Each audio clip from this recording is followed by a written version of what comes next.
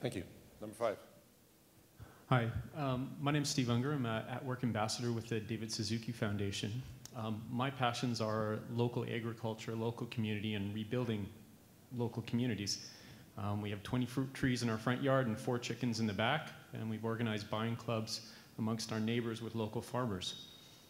I see as part of the solution the sharing of best practices globally, best knowledge, and the internet's a great vehicle for that. But I don't necessarily see a global economy as a solution to the problem, i.e. the extracting of raw materials from one place, shipping it across the ocean to another place, manufacturing it, and then shipping it again to a third place. Thus, my question is, if you agree with that statement, or do you agree with that statement? And if so, how do we rebuild local economies? Well, I think this is, I'm so glad you're talking about agriculture for starters, because that's the thing that doesn't get talked about nearly enough at these kind of events. But this for me brings me back to the whole point of price transparency. And I've become more and more libertarian over the years, because I think that really what we need is government to actually get out of the way, get rid of these subsidies.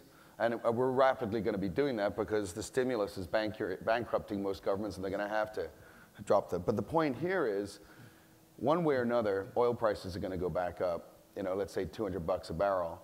And that, when oil prices were up at $150 a barrel, markets were starting to clear. People were moving towards local produce because it was cheaper.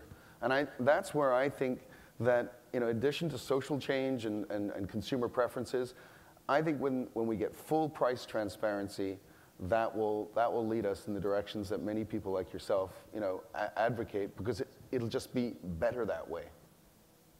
And yeah. Tony, number 2. Oh, sorry, Paul, number 2. I just give you a new name if you go by Tony if you want. It's all right. I actually prefer Tony. It's a better name. So I'm Tony I'm Paul Clements Hunt from UNEP Finance Initiative, which is a partnership between the UN and 180 banks, insurers, asset managers. First Globe, 94. I was about 3 years into an obsession, a passion of changing the way finance and capital flows into the environment sustainability space. In the last 2 years, I've realized that obsession was wrong. It actually should be about changing the philosophy, culture, strategies, approach of mainstream finance, because the scorched earth policy that parts of finance have waged on the global economy and local communities and families is simply unacceptable. Also, the way finance and parts of finance interfere in the political process is wrong. So I suppose my question is that, is that a pipe dream, or are we going to change the way the guys and girls in Wall Street, in the city, play the game, and how do we do that with capital markets? Final point, Nick Parker is completely wrong that Tottenham fans have ruled the world for 500 years. And as a Liverpool fan, I can show you it's a completely false premise. So. Yeah. Busted. Watch for the Ultimate Fight Club, Nick and Paul later. Right? Tony. How many points are you behind us right now? Sorry, that is such a trivial male perspective, but it was huge fun to be able to say it. If you compare those banks that have been bailed out, to get to your question... Are you talking about the UN or Liverpool? More or less both. No. I was going to make a comment about Spanish waiters, but I kind of felt that wouldn't really play very well in a Canadian audience out of context with Liverpool Football Club. Anyway, talking to Stephen Green of HSBC recently, he's written a really interesting book about the link between values and value creation. And if you talk to people within HSBC, I think there's no accident they haven't been bailed out, because there is a value base within that organization, which makes for some real differences. So to answer your question, is it a pipe dream? Probably. Is it going to be, but can you achieve some huge changes? And does the recession and the credit crunch, kind of elephant not in the room in Globe, give us a great new opportunity for doing that? Yeah, absolutely it does. Just to link together a couple of other points. The question about the future of economies that are rich in kind of brown energy, think that you're Ecuador. Ecuador has given the world an opportunity. It's sitting on huge reserves of oil, and it said, we are not going to make those available if we can come to an agreement with you, which means that we can transform our economy and create new value for our people, which means that we don't do that. And that is tough, that is brave, and we've got to see whether the world economy can respond to that. And the other point in this is, at the end of the day, economies don't change, I think, because brown subsidies get taken away, although they should. And we can argue that, but I think that's a kind of fool's game to go after that. I think we should, but I don't think it'll really succeed. It'll succeed because guys like Nick and other models of the new economy succeed, are successful, and that's the wave of the future, and that's what we get behind. Now, when it comes to banking and finance, it reminds me of the story of the masochist and the sadist having a conversation. And the masochist said to the sadist, beat me, please, and the sadist said, no. No, that's just a little thing, completely aside. Number 6, please. Good morning, all. I'm really inspired by the general theme of the conversation, and I couldn't resist recalling some of my own experience. My name is Thor Boe. I'm a recent graduate from the Schulich School of Business in Toronto, and at York University, I've had a conversation and presentation from the author of a book, Peter Victor, Managing Without Growth, Slower by Design, Not by Disaster. And the thesis, based on Canadian statistical information, is that the Western rich nations should stop growing their GDP, even have zero growth or certainly very slow growth, with the consequences that we would have no government deficit. We would meet, in Canada's case, we would have exceeded our Kyoto obligations. We would have had greater happiness, and we also would have had that greater equity for the world, because the concept here is that Western nations are consuming 80% of the world's resources, even when we have direct foreign investment in poor countries. So the question to, I think in particular, Minister Yap, but I'd like to bring it home to everyone here in the audience, is to consider, what are our aspirations? What are we being sold as a concept to what our aspirations should be as a society? Are we supposed to have an economy that keeps growing? How do we measure that? What are the alternatives? What if we didn't? Because we are on a finite planet. Minister Yap, and I do not at all mean to pick on you, congratulations that as a political party, you've actually managed to perform a miraculous transformation of your own platforms. But what if you were now to start to tell your electorate, our GDP, we're not going to grow our GDP? Well, that's the $64 question, isn't it? How do we change the discussion? And it has been referred to already in this morning's panel discussion about what's important. And what you're referring to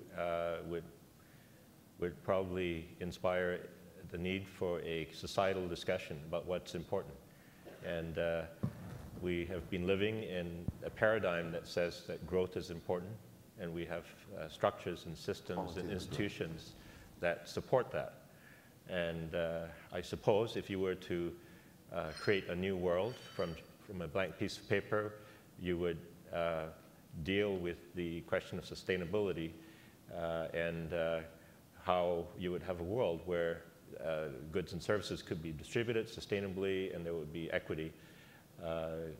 You know, and I'm not saying utopia, but more equitably. So we're not dealing with a chance to kind of restart from a blank piece of paper and create a new world, but we can have that societal discussion, and it begins with people who come to conferences like Globe. It begins with people like yourself who have a passion for sustainability, for reducing our impact on the planet, and it really is a generational shift. Since becoming Minister of State in June 2009, I've met so many people who are passionate about this very issue, and they, maybe not a coincidence, they all happen to be consistently 35 and under. You know, that's the demographic that are really passionate and want to change. And then those who are at heart 35 and under, so the young at heart as well, just to be fair. But it is a generational shift, and one day when people from that demographic, and it's not that far away, but start to participate in public policy, shaping of public policy, and the debate of public policy, and the governance, that's when we will see an acceleration in a move to what you're talking about, rebalancing of priorities. I'm going to go, Dan. You buy him a copy of Peter's book, and he can read it. Dan. Okay, well, GDP, primarily a structure since World War II, if you think about it. Growth counts as a positive, the increasing rates of cancer. Counts as a positive, all of things that we also count as negatives. Our President's Council on Sustainable Development that was almost imploded behind these issues around growth. Vibrancy, vitality, yes. Some things need to grow, some things need to not grow. If you increase jobs, but you also increase poverty for other people, not good. So I push back. Let's think about changing the very structure of what we use to count. We only count housing starts. Why not housing stats? I got a long list of those, but not time. Yeah, I think what you get from the whole panel, all of them want to speak on this, but I'm going to summarize what I know will be the view. It's not growth or no growth that's the issue. The issue is what are you growing and what does it mean for the lower of the planet? Have that conversation later with some of the panelists. Mic number 3. And I'm from the Clean Air Partnership. We work with trying to encourage and facilitate collaboration between municipalities in southern Ontario as well as within municipalities. And my question is for Diane. I love the imagery you have of taking the silos and twisting them on their sides. The question I'm struggling is how best to do that.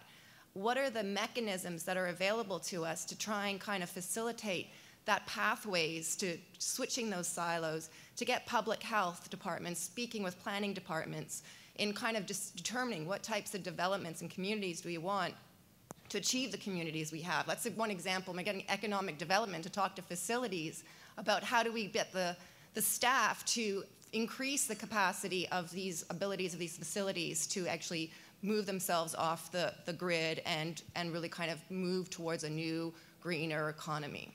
No longer accepting the tyrannies of the structures that have been in the way, say no. And I'm serious about that. And if you do it often enough, consistently enough, find partners, bring people along. If they get in the way, say, sorry, honey, you got to go.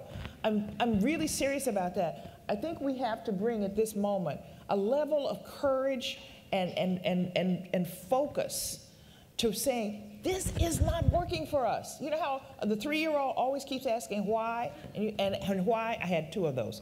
Why? Ultimately, we must now be a generation, a population of people who continuously ask why, and not to accept inane answers, not to accept ridiculous conclusions, not to accept structures that clearly are not working for us. Say no. I'm not going to say Nancy Reagan was right, but this time you can say no.